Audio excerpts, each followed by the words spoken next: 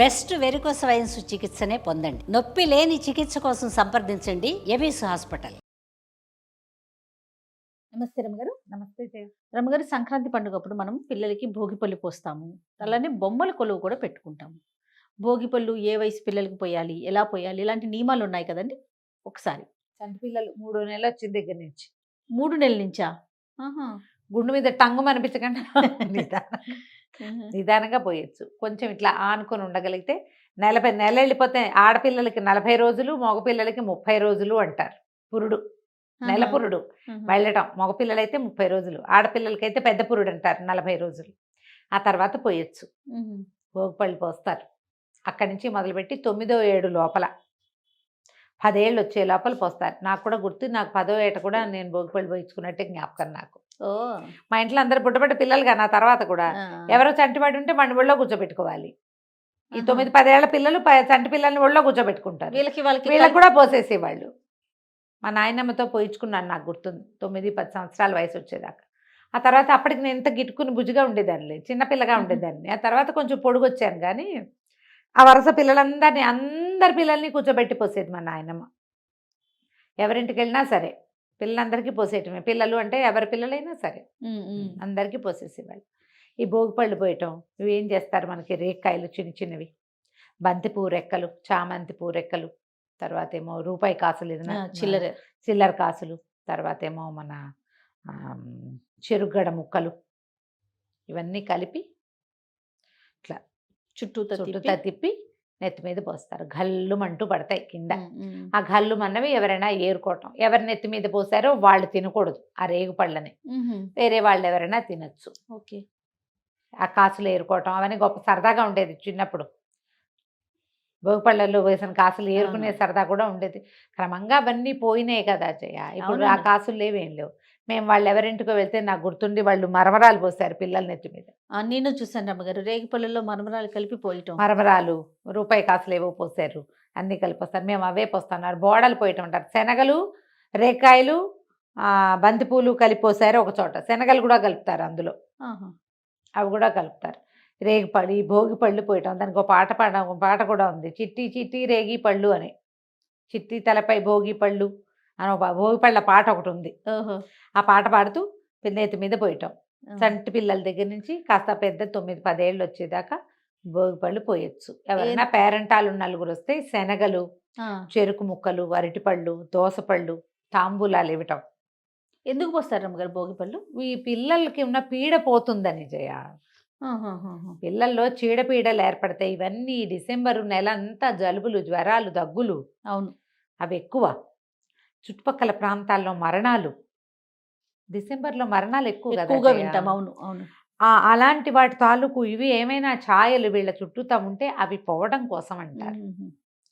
సూర్యగ్రహం యొక్క అనుగ్రహం లభిస్తుంది అంటారు. ఆరా పుల్లు అవుతుంది, మనకు ఆరా ఉంటుంది కదా, ఆ చీడ అవి పోయి ఆరా పుల్లు అవుతుందని పోస్తారు. పురాతన సాంప్రదాయం కదా. మగపిల్లలకు కూడా పోస్తారు. మగేమిటి ఆడేమిటి పిల్ల అంతే. నెల వెళ్ళిన తర్వాత అది 40 రోజులు వెళ్తే ఆడపిల్లలకి అక్కడి నుంచి 9-10 ఏళ్ళు వచ్చేదాకా పోస్తారు. అందరికీ పోసేస్తారు. ఇప్పుడు తక్కువ కదా, ఒక ఇంటికి ఒక పిల్లాడు ఉంటే గొప్ప అమ్మా. అవును. ఇదివరకు ఎంతమంది కుప్పలు తెప్పలుగా అందరం పిల్లలమే ఉండేవాళ్ళం. గుంపులు ఉండేవి. ఇప్పుడు గుంపులు లేవుగా. ఈ భోగిపళ్ళు పోయటము, తర్వాత బొమ్మల కొలువులు పెట్టుకోవటం బాగా కనపడుతుంది. మేము ఎన్నేళ్ళలో పెట్టాం. ఇప్పటికీ మా వాళ్ళ ఇళ్లలో ఉన్నాయి బొమ్మల కొలువులు. పురాతన పద్ధతే కదా. ఈ బొమ్మల కొలువులకి ఏంటంటే మనం ఎప్పటిప్పటి నుంచో ఉన్న బొమ్మలు కాకుండా కొత్త బొమ్మలు, ఏటా కొత్త బొమ్మ కొనాలని ఒకటి. దీనికి మేమేం చేసేవాళ్ళని తెలుసా, ఏ తిరుపతి, మద్రాసు ఎక్కడికైనా వెళ్తే అక్కయ్యలు, మా అండక్క వాళ్ళు బొమ్మల కోసం, రమ కోసం, సుందర్ కోసం అట్లా పట్టుకొచ్చేది. మా అక్కయ్య పట్టుకొచ్చేవాళ్ళు. మేము కూడా అలాగే కొనేవాళ్ళం. కొలువుల్లోకి బొమ్మలు ఖచ్చితంగా కొత్త బొమ్మను చేర్చాలి. కొత్త బొమ్మను చేర్చాలి. ఆ ఏడాది లోపల ఎక్కడికి వెళ్ళినా బొమ్మలు తెచ్చుకునేవాళ్ళం. చెక్క బొమ్మలో, మట్టి బొమ్మలో, పింగాణి బొమ్మలో ఏవో ఒకటి తెచ్చేవాళ్ళం. ఆ పూట అప్పుడు సంక్రాంతి పండగకి వెళ్ళామనుకో, అప్పుడు బందరు వెళ్ళి వలందపాలెం అని, బందర్ దగ్గర ఒక ఊరు, ఆ వలందపాలెంలో పెద్ద పెద్ద మట్టి బొమ్మలు చేసేవాళ్ళు. వలందపాలెము కారులో పోయి అక్కడికి వెళ్ళైనా తెచ్చేవాళ్ళం. వాళ్ళే బందర్లో కొన్ని చోట్ల పెట్టేవాళ్ళు. కనపడితే ఓ కృష్ణుడు బొమ్మ అయినా కొనుక్కొచ్చి పెట్టేవాళ్ళు. ఎన్ని కృష్ణుళ్ళు ఉండేవో మాకు. థీమ్ పెట్టేవారా? థీమ్స్ పెట్టడం. అంత థీమ్స్ పెద్దగా మాకంత చేత కాదు. ప్రధానంగా నాకంత కళాత్మక దృష్టి లేదు. నాకు ఆ పాత బొమ్మల పిచ్చి నాకు. హుహు. కొత్త వాటి మీద ఏదో అంటే అట్లా ఏమనాలి, ఉండదు. ట్రెండీ కాదు, ట్రెడిషన్ మీద ఎక్కువ ఇష్టం నాకు. అంత కళాత్మకమైన ఐడియాలు, ఆర్టిస్ట్రీ లేదు నా దగ్గర. మా అక్కయ్యల దగ్గర కొంతమందికి ఉంది. మనకేం లేదు. మనం బండ రకంగా పని చేసుకుంటూ వెళ్ళటం, ఆ పాత కృష్ణుడు ఆ బొమ్మ లేకపోతే నచ్చదనమాట. అదే ఉండాలని.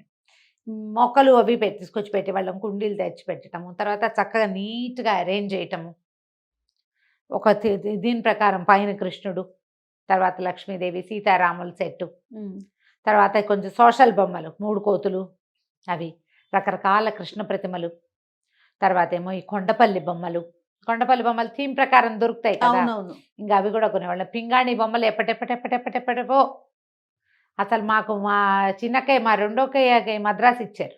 తర్వాత వాళ్ళు ఇక్కడే ఉన్నా కూడా మద్రాసు బొమ్మలు బోలెడుండేవి మా దగ్గర. ఓహో! ఏటా మా అక్కయ్య వెళ్ళొచ్చేది చెన్నై ఆ! అప్పట్లో. ఆ! ఆ! పిల్లల్ని తీసుకుని వెళ్ళేది. వచ్చేటప్పుడు తనకి బొమ్మలు తెచ్చుకునేది, మాకు కూడా తెచ్చేది ఇంట్లోకి కూడా. అక్కయ్య వాళ్ళకి కొలువుండేది. మా పెద్దక్కయ్యకి వేరే కొలువు, ఆండక్కయ్య కొలువు, విద్యక్కయ్య కొలువు, మాది, మా జయక్క వాళ్ళది. ఎవరివి వాళ్ళవి కొలువులు. మా మా ఊళ్ళో ఏమో రంగపెద్ద గారింట్లో బొమ్మలు, రామంజం పెద్దనాన్న గారింట్లో బొమ్మలు, రంగపెద్దనాన్న గారింట్లో బొమ్మలు, అట్లా అందరి ఇళ్లలో బొమ్మలు. బొమ్మల్లో గుమ్మడికాయలు, దోసపళ్ళు పెట్టటం కూడా పద్ధతిగా ఉండేది. హుహు. మళ్ళీ పాటలు పాడడం, పేరంటాలు చేయటం. తప్పకుండా బొమ్మలకి పేరంటం చేసేవాళ్ళం మేము. ఇప్పుడు నేను కూడా బొమ్మల కొలువు పేరంటాలకు వెళ్తాను. ఊళ్ళో ఉండట్లా. ప్రతి సంక్రాంతికి నేను ఏదో ఒక ట్రిప్ వెళ్ళిపోతున్నా. అందుకని కొలువు పేరంటాలకు పెద్దగా వెళ్ళలేకపోతున్నాను గానీ ఇక్కడ హైదరాబాద్‌లో వెళ్తారా? హ్మ్. పిలుపులున్నాయి. ఇక్కడి నుంచి కూడా పిలుపులున్నాయి. ఓహ్!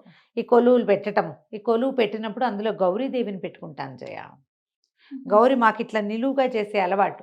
హ్మ్. గౌరిని పెట్టడం, పొద్దున బొమ్మలు పెట్టాక గౌరీదేవిని చేసి పెట్టడం, గౌరీదేవికి దీపారాధన, ఆమెకు తాంబూలం సమర్పించడం, రోజు ఖచ్చితంగా 2 పూట్ల ఏదైనా నివేదన చేసి పెట్టాలి తప్పకుండా. 5 ఏళ్ళు దాటితే పిల్లలకి 5 ఏళ్ళు నిండాక ఆడపిల్లలతోటి బొమ్మలు పెట్టించడం. ఓకే. ప్రతి వాళ్ళు ఇట్లాగే చేయాల్సిందే. మాకు అమ్మాయి ఉంటే నేను కూడా ఇక్కడ పెట్టేదాన్ని బహుశా. అదే కదా! లేకపోవడంతో నేను ఇంకా మా వాళ్ళ ఇంట్లో లేదు. ఆ! నాకు సరదాకి నేను స్టార్ట్ చేసుకునేదాన్ని. ఆడపిల్లలు లేకపోవడంతో అన్నీ నేనే చేయాల్సి వస్తా కదా! అవునవును. అందుకని ఇక మెల్లిగా నేను సర్దు కూరుకున్న, మగ పిల్లలకి ఏముందిలే, రేపొద్దున ఎవరైనా వచ్చి వాళ్ళ సరదా ఉంటే ఇంక అప్పుడు చూడొచ్చు అని.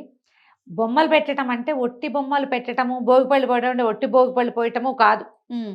దీనికి పేరెంటం చేసుకోవాలి. అది ప్రధానం. నలుగురిని పిలిచి మన కొలువు చూసి తాంబూలం తీసుకెళ్ళాలి. పిల్లవాడికి భోగిపళ్ళు పోసి తాంబూలం తీసుకెళ్ళాలి. ఇప్పుడు ఇందులో ప్రధానమైంది ఏంటి, మనము తాంబూలం ఇవ్వటం. అది. ముత్తైదువులు మనం రావటం. ముత్తైదువులు రావటము, వెళ్ళటము, పిల్లలు రావటము, పళ్ళు, తర్వాతేమో ఖర్జూరాలని, బొమ్మలని పంచిపెట్టడం. అవునవును. ఎక్కువగా పంచదార చిలకలు పంచిపెట్టటము, శనగలు ఇవ్వటము, పళ్ళు ఇవ్వటము, తమలపాకులు ఇవ్వటము, హ్మ్. ఏదైనా తినుబండారాల పంపకము, అందరితో కలిసిమెలిసి ఉండటం. దోసపళ్ళు, తర్వాత గుమ్మడి పళ్ళు లాంటివి ఇవ్వటము. సోషలైజ్ అవ్వటానికి ఇదొక మంచి మార్గం జయ. హ్మ్. ఎవరైనా వస్తే ఊరికే బొట్టు ఇవ్వటం అంటే టిష్కు బొట్టు పెట్టడం కాదుగా, పాదాలకు పసుపు రాయటం, ఆ!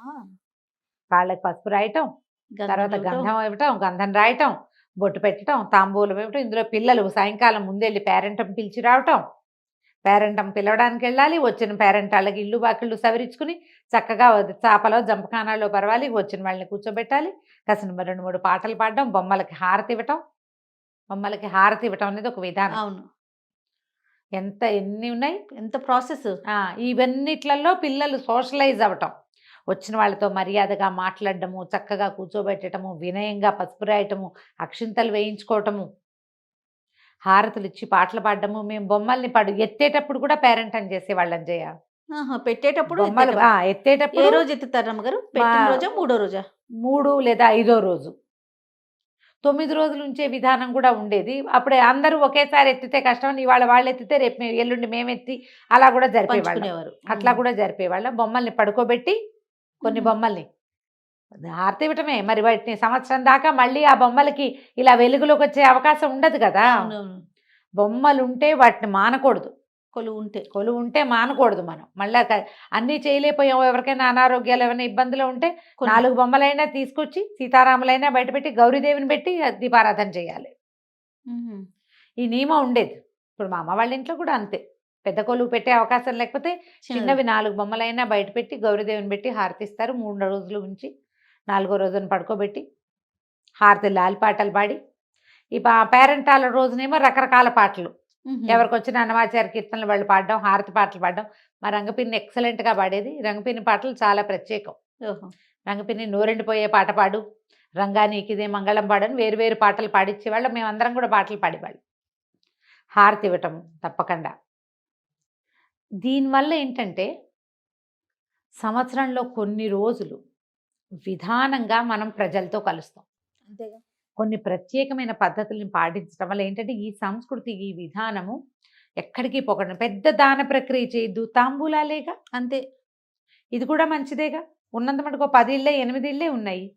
ఇందులో మన గొప్ప చూపించుకోవటం ఒక పాయింట్ అయితే అది చాలా చిన్న పాయింట్. మనం ప్రజలతో అందరితోటి మమేకంగా ఉండటం ముఖ్యమైన పాయింట్. అది చాలా ఇందులో గొప్పలకి ప్రాధాన్యత లేదు. ఇవి కలిగిన వాళ్ళు బాగా ఇస్తారు తాంబూలాలు, లేని వాళ్ళు సాధారణ శనగలు, ఓ 2 అరటిపళ్ళు, తవలపాకు తాంబూలమైన ఇస్తాం కదా. ఇది ముఖ్యమైనది అనమాట. అందరి ఇళ్ళకి వెళ్ళటం. ఈ పేరెంట్ వాళ్ళందరూ కలిసి ఇంకో ఇంటికి వెళ్తారు, అక్కడి నుంచి ఇంకో ఇంటికి, అన్ని ఇళ్ళకి పేరెంట్ వాళ్ళకి తిరగటం. ఇది విధానంగా ఉండేది ఇది వరకు. మనం పిల్లలకి భోగిపళ్ళు పోసినా కూడా గుడ్డీ బ్యాగ్స్ అని అవన్నీ ఇవన్నీ, ఇప్పుడు ఏదైనా రిటర్న్ గిఫ్ట్లు చాలా వచ్చినాయి. అవంతా చేయకపోయినా పర్వాలేదమ్మా. చక్కగా కాసిన రేగిపళ్ళు, కొంచెం శనగలు, తాంబూలము, రవికల బట్ట ఇవ్వగలిగితే. ఇప్పుడు ఎంత రవికల బట్టలకు వచ్చి బోళ్ళు మాట్లాడాం మనం. అవన్నీ వద్దు. శుభ్రంగా కొబ్బరికాయలు ఇవ్వచ్చు, నారింజ పళ్ళు ఇవ్వచ్చు తాంబూలానికి, బత్తాయిలు, కమలాలు, అవి ఏమైనా బోళ్ళని రకాల పళ్ళు వస్తాయి. ఏ పళ్ళైనా ఇవ్వచ్చు. తమలపాకు, బక్క, ఒక పసుపు, 2 పసుపు కొమ్ములు ఎవరికైనా ఇవ్వటం మనకి మంచిది. అంతే. ఈ ఉత్తరాయణము ఈ కాలంలో ఇలాంటి వస్తువు ఇవ్వటం వల్ల ఎక్కువ ప్రయోజనాన్ని పొందుతాం, గ్రహశాంతులు కలుగుతాయి. ఈ దాన ప్రక్రియ వల్ల చాలా గ్రహాలు శాంతిస్తాయి. ఓకే. ముత్తైదువుకి ఇస్తే ఒక ఫలితము, కన్యకి ఇస్తే ఇంకొక ఫలితము, బాలురికి వస్తువులు పంచిపెడితే ఇంకొక రకం ఫలితము చెప్పబడుతుంది. ఇవన్నీ మంచివే. ఇవి పెళ్లి కాని పిల్లలకి మంచిది, చిన్న పిల్లలకి మంచిది, ముత్తైదులకి 5వ తనం వృద్ధి అవుతుంది, చిన్నపిల్లలకి ఇస్తే కనుక ఆయుర్వృద్ధి. అందుకని ఈ విధానం ఇది వరకటి నుంచి ఉండేది. ఎంత మటుకు చేస్తున్నామో ఇప్పుడు చేయగలిగినంత చేసుకోవచ్చు కదా. అంతే. సరదాగా ఉంటే మన ఇంట్లో 4 బొమ్మలు చక్కగా డిస్ప్లే లాగా పెట్టి, ఓ చిన్న థీమ్ ఏదైనా పెట్టి పిలుచుకోవచ్చు చక్కగా. 4 పేరెంటాలు 10-15 మంది మన ఇంటికి వస్తారు. దానికోసం మనం ఇల్లు వాకిళ్ళు శుభ్రంగా ఉంచుకుంటాం, మనం చక్కగా తయారవుతాం. దానికోసం ఇంట్లో టీం వర్క్ ఉంటుంది, అందరం కలిసి పనిచేయాలిగా, టీం వర్క్ కావాలి. ఇన్ని ప్రయోజనాలు ఉన్నాయి కాబట్టి పురాతన సాంప్రదాయాల్ని ముందుకు తీసుకెళ్దాం. అంతే. మన ఇంట్లో చిన్నపిల్లలు లేకపోతే భోగిపళ్ళు పోయొద్దు. ఉత్తరాయణానికి పేరెంటం చేసుకోండి చక్కగా. బొమ్మలుంటే పెట్టండి, లేకపోతే లేదు. కొలువుంటే మానేయకుండా పెట్టండి. అలా నిరమ్మ గారు బాగుంది కదా ఐడియా. చాలా బాగుందండి. నమస్తే. నమస్తే జీ.